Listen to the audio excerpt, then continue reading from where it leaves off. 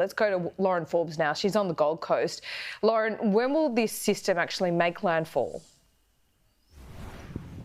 Well, Laura, right now Tropical Cyclone Alfred is lurking in the Coral Sea, about 450 kilometres northeast of Brisbane.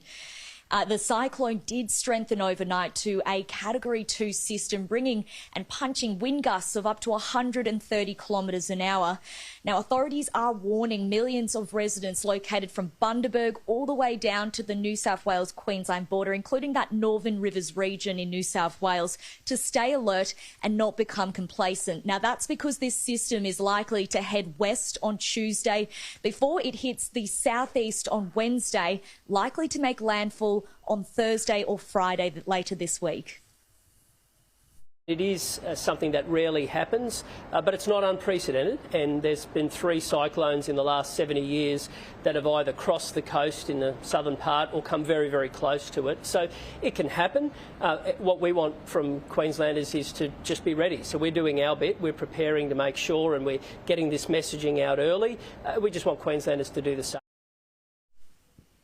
Now, the big concern here in Queensland are those coastal islands near Bundaberg and Moreton Bay, as well as the Gold Coast and Brisbane. But when it comes to New South Wales, those low-lying areas, including Lismore in the Northern Rivers region, is a huge area of concern for massive rainfall that is likely to occur, which could turn potentially life-threatening. The SES has pre-positioned crews to the Northern Rivers in the last few days, but we are alert for and up for and understand that it could be as early as Tuesday when Tropical Cyclone Alfred could be affecting communities in the Northern Rivers. Tropical Cyclone Alfred is already wreaking havoc across the coastline here in Queensland. Yesterday, we saw wave heights reach about 16.9 metres in height in Wide Bay. Once that is confirmed, that's a new record of Queensland. But it's not just the wind gusts that are a concern. As you heard before, SES crews and emergency crews are also preparing for that record rainfall. We could see some areas cop up to 600 millimetres of rain in just under 24 hours. Which could potentially turn into life-threatening flash flooding. Coastal erosion, and we have seen a bit of that already.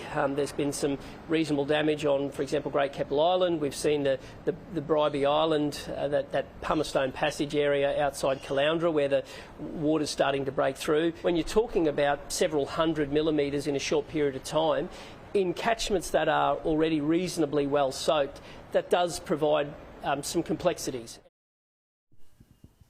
Now, this morning, Laura, several flood warnings are in place, stretching from the Sunshine Coast all the way down to the Gold Coast. And now this system has also placed doubt on the AFL season opener, which is expected to be held at the Gabba in Brisbane on Thursday. Authorities are now looking at contingency plans, watching closely, tracking this weather system, as it is likely to make landfall in Brisbane on Thursday or Friday. That game is expected to be held on Thursday, so it could spell big trouble. But Laura, authorities are reminding everyone, millions of people from Queensland to that northern part of New South Wales, to stay alert and prepare to leave. Lauren, thank you for the update. We'll see you soon.